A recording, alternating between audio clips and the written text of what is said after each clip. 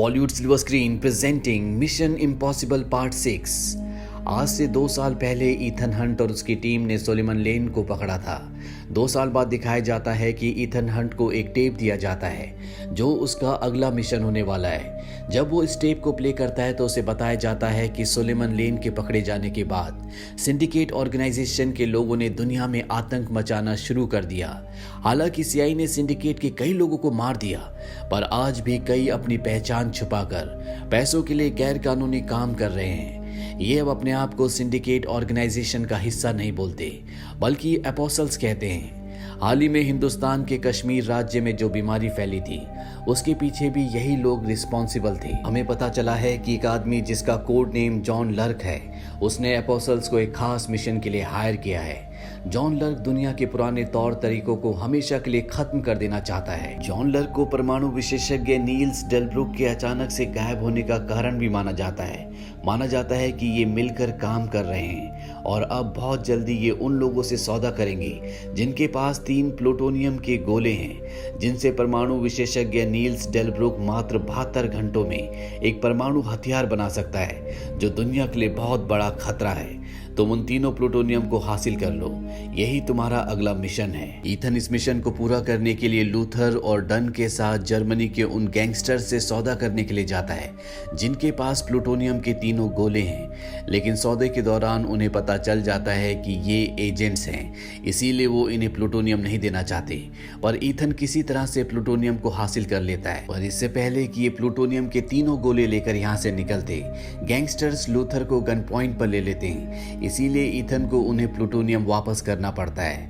इनके हाथों से प्लूटोनियम निकल जाता है, पर अब ये परमाणु विशेषज्ञ नील डेलब्रुक्स को पकड़ लेते हैं, जो जॉन लर्क के साथ मिलकर काम करता है। डेलब्रुक्स को जब होश आता है तो उसके आगे न्यूज चल रही होती है कि दुनिया के 3 बड़े धार्मिक स्थानों पर 3 बहुत बड़े ब्लास्ट हुए हैं। पूरी दुनिया आग में जल रही है। ये न्यूज देखने के बाद नील्स डेलब्रुक बहुत ज्यादा खुश होता है। ईथन उसे कहता है कि हमें पता है कि आप कौन हैं और आपकी सोच क्या है। डेलब्रुक कहता है कि ये दुनिया गवाह है, किसी भी बड़ी तबाही के बाद इस दुनिया में अमन आता है और ये बड़ी तबाही इस पूरी दुनिया को एकजुट कर देगी, जिससे इस दुनिया में अमन आएगा। दरअसल डेलब्रुक और जॉन लार्क की सोच है कि इस पूरी दुनिया का सिस्टम पूरी तरह से खराब हो चुका है और अगर इस सिस्टम को ठीक करना है, दुनिया में शांति लानी है, तो इसके लिए एक बहुत बड़ी तबाही करनी होगी, जिससे इंसानों को न सिर्फ सबक मिलेगा बल्कि एक बहुत गहरा सदमा भी पहुंचेगा।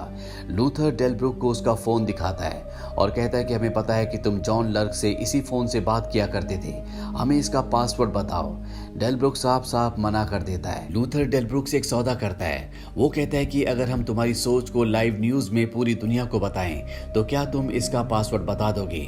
डेलब्रुक कहता है कि हाँ, मैं इस सौदे के लिए तैयार हूँ। और इसके बाद टीवी पर जो न्यूज चल रही होती है, वहां पर न्यूज एंकर को एक पेपर दिया जाता है जिसमें डेलब्रुक की विचारधारा लिखी होती है।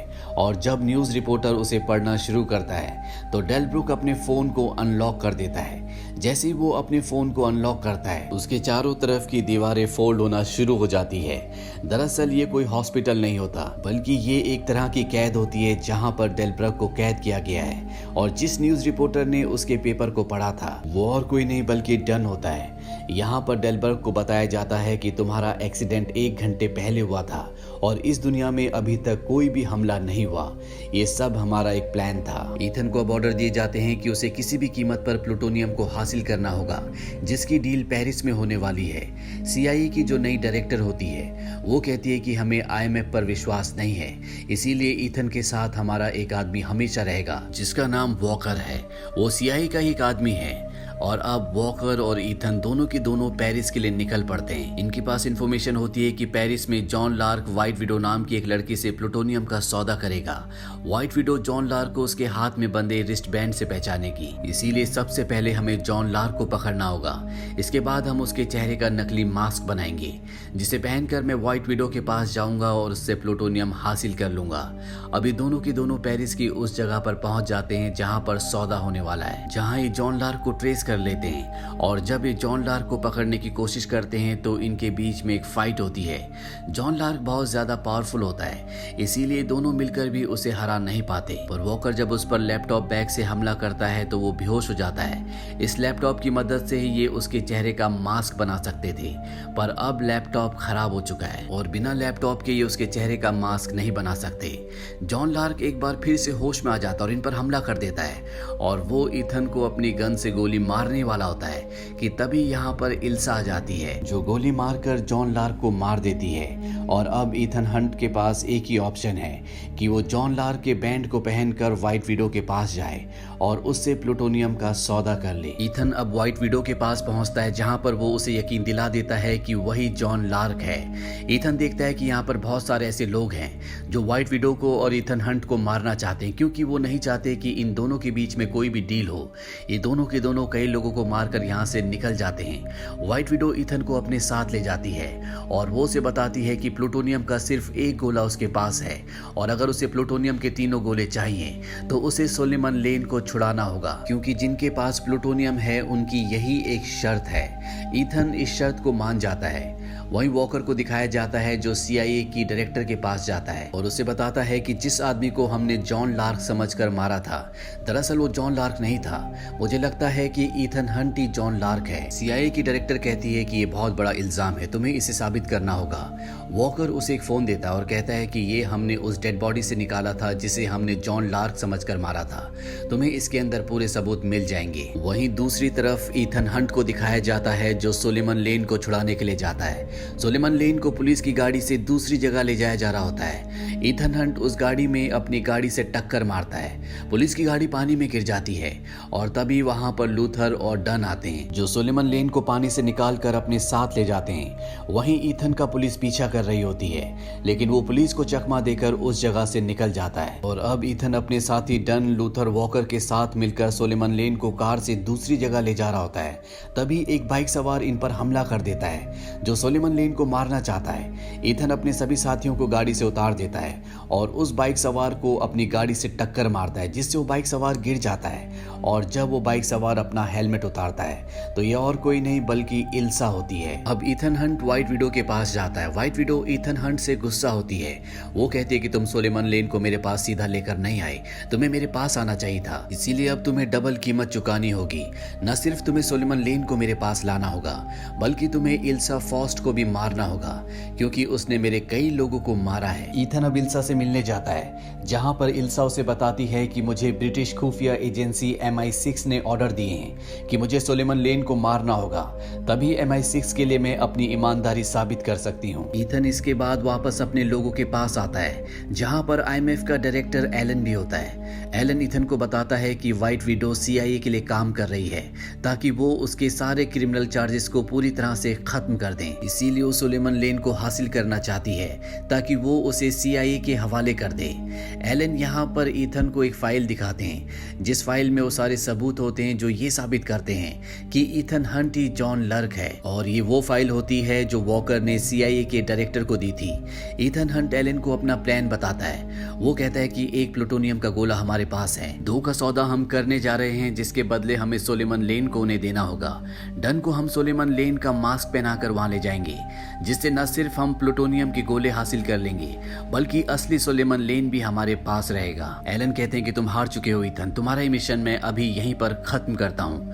लेकिन ईथन एलन को बेहोश कर देता है और इसके बाद वो अपने प्लान को अंजाम देना शुरू करता है। वो डन को सोलेमन लेन का मास्क पहनाता है और वॉकर से कहता है कि तुम असली सोलेमन लेन का ध्यान रखना।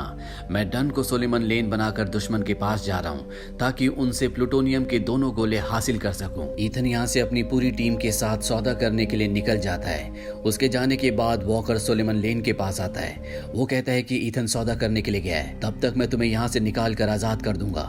और जैसा कि हमारा प्लान था कि दुनिया के पुराने रीति रिवाजों को हमेशा के लिए उखाड़ फेंकना है, हम उस प्लान को अंजाम देंगे। यहाँ पर वॉकर की बातों से पता चलता है कि वॉकर ही जॉन लार्क है, जिसे आज से पहले कभी किसी ने नहीं देखा। वॉकर को यहाँ पर शक होता है कि जिस आदमी से वो बात कर रहा है वो सोलेमन लेन नहीं है, और जब वो उसका नकाब उतारता है तो उसके पीछे डन होता है। वॉकर की पोल अब खुल चुकी है। ईथन के साथ सभी लोग यहाँ पर आ जाते हैं, पर इससे पहले कि वो वॉकर को अपने साथ पकड़ कर ले जाते, यहाँ पर वॉकर के आदमी आ जाते हैं जो इन पर गोलियां चलाना शुरू कर देते हैं। दोनों तरफ से गोलीबारी होना शुरू हो जाती है और एक पल ऐसा आता है जब वॉकर के पास मौका होता है कि वो ईथन को पीछे से गोली मार सकता है, पर तभी IMF का डायरेक्टर एलन उसे पकड़ लेता है। वॉकर एलन को चाकू मारकर निकल जाता है। लूथर ईथन को बताता है कि मैंने वॉकर की बॉडी में एक ट्रैकर फिट किया है जिसकी मदद से तुम उसका पीछा कर सकते हो।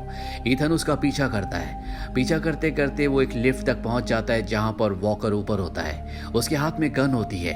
हालांकि वो ईथन को मार सकता है, पर वो ईथन को कहता है कि मैं तुम्हें मारूंगा नहीं, बल्कि तुम कानून के पास जाओगे और ये एक्सेप्ट करोगे कि तुम ही जॉन लर्क हो। अगर तुमने ऐसा नहीं किया तो मैं तुम्हारी पत्नी जूलिया को मार दूंगा।